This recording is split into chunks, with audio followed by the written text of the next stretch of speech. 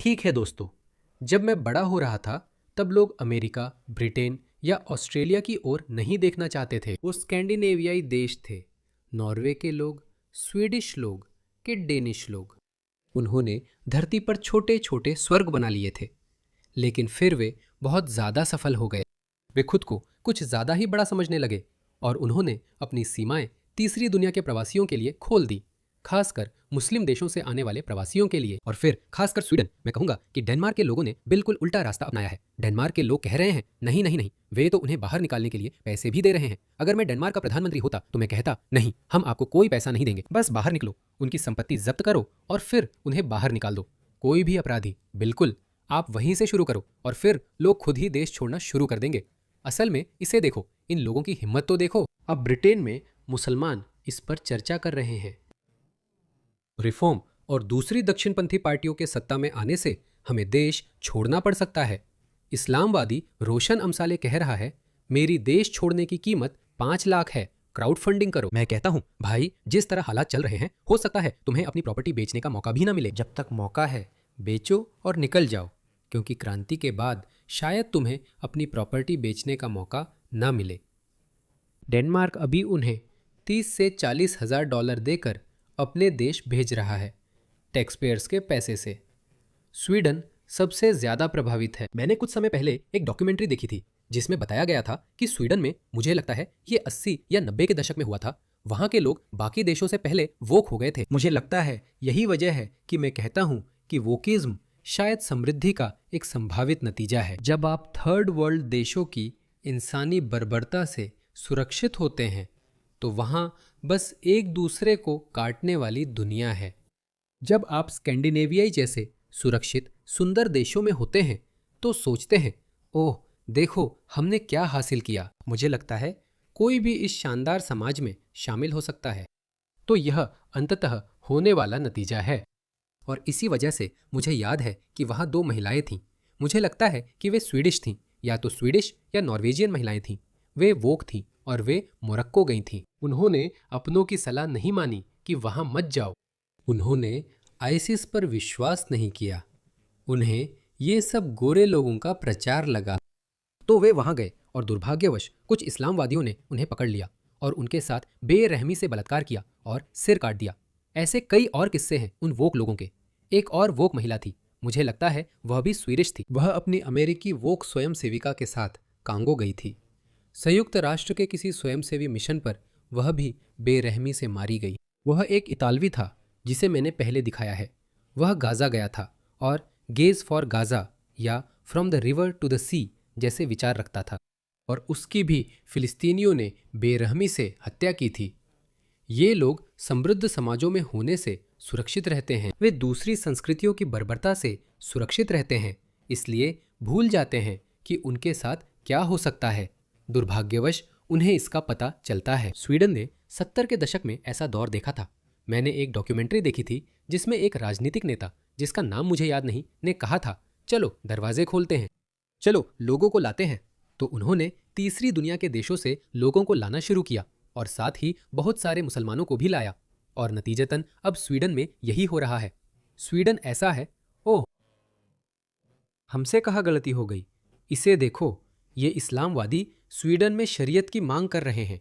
वो स्थानीय स्वीडिश लोगों से कह रहे हैं कि आप अपना सामान पैक करें और वापस जाए।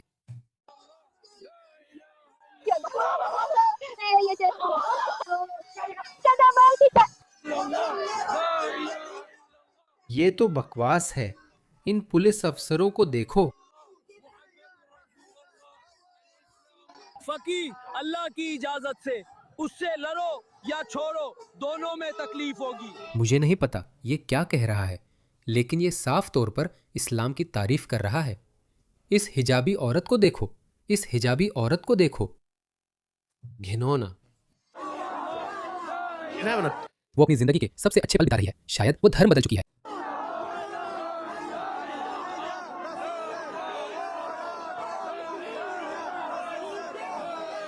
Oh my goodness.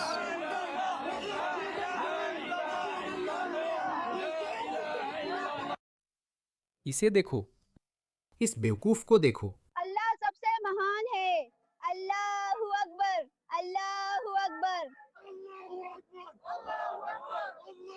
ये लोग इतने आक्रामक क्यों हैं? तुम इतने आक्रामक क्यों हो? नहीं, कोई आभार नहीं। मैं याद दिला दूं, स्वीडन वही देश है जहां सालवान मोमिका, जो कुरान जलाने के लिए कुख्यात था, की हत्या हुई थी। स्वीडिश सरकार ने उसे सुरक्षा नहीं दी थी। इसे देखिए, और भी है। ये नया है। वे स्वीडन में इस्लामोफोबिया के बढ़ने के खिलाफ विरोध कर रहे हैं।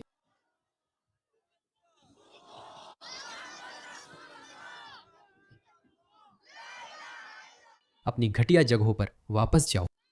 ये बहुत बुरा है, वापस जाओ, उन्हें बाहर निकालो।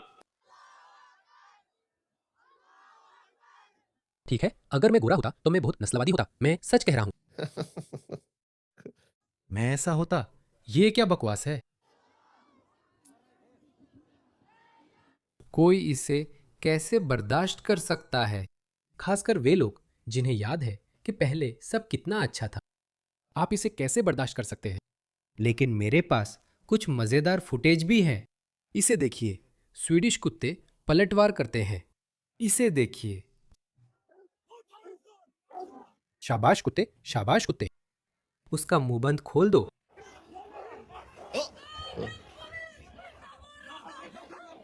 मुझे लगता है वे लोग पुलिस की बर्बरता का आरोप लगा रहे हैं। पीछे हटो। शुभकामनाएं सारा। शाबाश कुत्ते। उसका मुंह बंद खोलो, मेरे पास कुछ है। इधर देखो। स्टॉकहोम, स्वीडन, 29 मई। मुझे लगता है ये 29 मई 2025 की है। ये एक फिलिस्तीन समर्थक प्रदर्शन है। स्वीडिश पुलिस ने इंसान के सबसे अच्छे दोस्त को लाने का निर्णय लिया।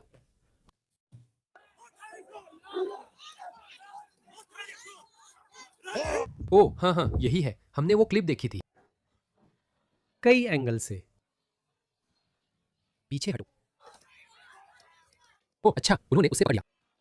आखिर में उन्होंने उसे पकड़ लिया। उसे पकड़ो, उसे पकड़ो। पुलिसिया बर्बरता वापस लाओ। मुझे पुलिसिया बर्बरता पसंद है। उस आलसी आदमी को घसीटो। This idiot. ये गोरा स्वीडिश आदमी बेवकूफ। चलो करते हैं, हम लड़ाई मुफ्त में देखना चाहते हैं। हम चाहते हैं लड़के झुके। हम है J1U। शाबाश पुलिस, शाबाश। अच्छी पुलिस, अच्छा डॉगर।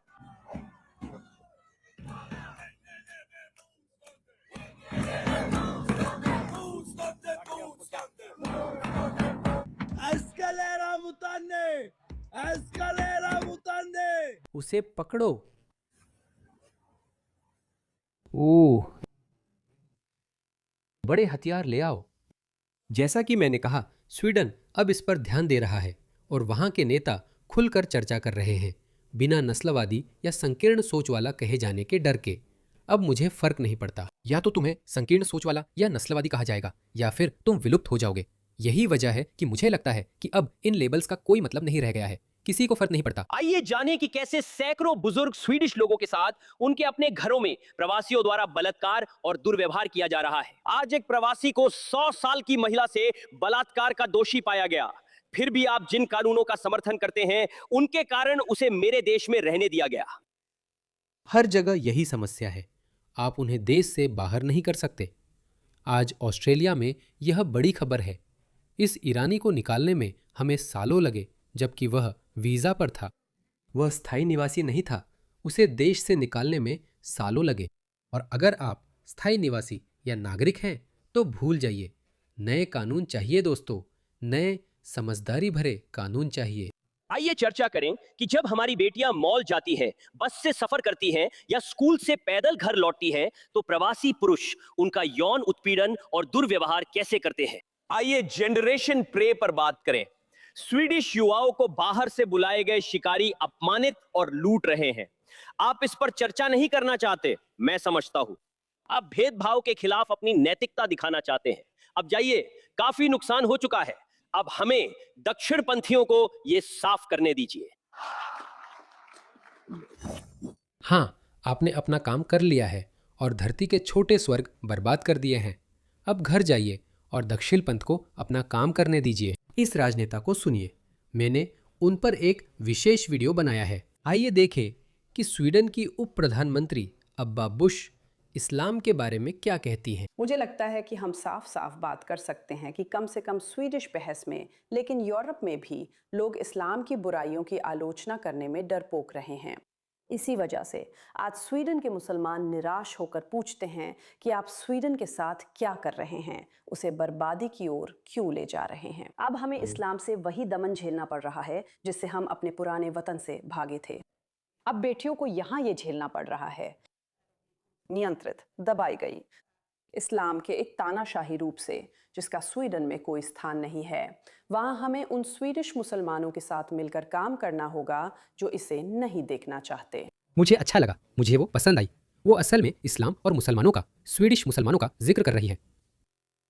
यहाँ कोई मीठी बातें नहीं है, यही हमारी स्थिति है। जो जैसा है वही कहना चाहिए। नहीं, अभी किसी बात को मुलायम बनाकर पेश करने का वक्त नहीं है। स्वीडिश मुसलमान जो कट्टरपंथी इस्लाम नहीं चाहते, उन्हें हम धोखा दे रहे हैं क्योंकि हम इस्लाम में कट्टरता को बड़ी समस्या मानने की हिम्मत नहीं कर पा रहे। अब हमें इसे पीछे धकेलना होगा, वरना यूरोप और स्वीडन खो जाएंगे। तो वास्तव में कोई भी मुस्लिम प्रवास के पक्ष में एक भी अच्छा तर्क नहीं दे सकता। वे कल्याणकारी योजनाओं पर निर्भर हैं, इसलिए वे सरकारी खजाने पर शुद्ध बोझ हैं। अपराध बढ़ता है, अपराध बहुत ज्यादा बढ़ जाता है, हर तरह का अपराध, चोरी, चाकू मारना, यौन हिंसा और सबसे बुरा आतंकवाद भी। कुछ भी नहीं है, सचमुच कुछ भी नहीं है। वे कोई योगदान नहीं देते, माफ कीजिए। स्वीडिश प्रधानमंत्री की बात सुनकर खुशी हुई, लेकिन यह भी दिखाता है कि हमारे पश्चिमी लोकतांत्रिक संस्थान इस समस्या से निपटने में असहाय है। वह सरकार में है, फिर भी कुछ नहीं कर सकती, सिर्फ भाषण देती हैं। कानून क्यों नहीं बनाती? अगर आप ऐसा अपराध करते हैं जिसमें जेल जरूरी है तो बस वही काफी है। और मुझे पता है कुछ लोगों ने कहा है कि ओह ये वोक जज, मुझे नहीं पता कौन सा देश था, ये यूरोप के किसी एक देश की बात थी, और उन्होंने कहा कि अगर आपको 2 साल या उससे ज्यादा की जेल की सजा मिलती है तो आपको देश से निकाल दिया जाएगा। और फिर वे कहते हैं, देखो इन जजों ने उन्हें 2 साल से कम की सजा देना शुरू कर दिया, ये वोक जज। इसी वजह से अमेरिका में अब वे जजों के महाभियोग की मांग कर रहे हैं। आपको इन वोक जजों का महाभियोग करना चाहिए। याद है वो आदमी जिसने यूक्रेनी लड़की इरीना जरुत्स्का को मारा था? वह 20 बार छूट चुका था। मुझे नहीं पता उसे कितनी बार गिरफ्तार किया गया। पूरा मामला मजाक है। ये सिर्फ स्वीडिश राजनेता नहीं है और सिर्फ मुसलमान ही विरोध नहीं कर रहे, मुसलमानों के खिलाफ भी विरोध हो रहा है। इसे देखिए, ये स्वीडन की सबसे बड़ी शिया मस्जिद के बाहर हुआ, जहां वे खामनेई के लिए श्रद्धांजलि सभा कर रहे थे जब उन्हें नष्ट कर दिया गया था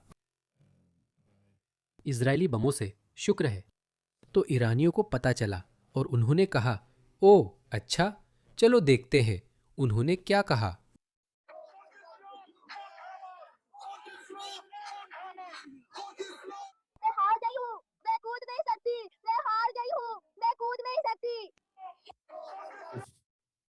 इस स्वीडिश कार्यकर्ता जेट सैंडबर्ग को देखिए, उसने स्टॉकहोम में कुरान की एक प्रति जलाई और स्वीडन में इस्लाम पर प्रतिबंध लगाने की मांग की।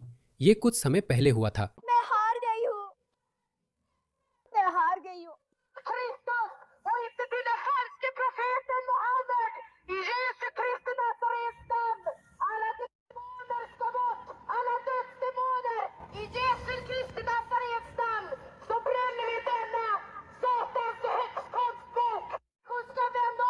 वो फिर से यहाँ है।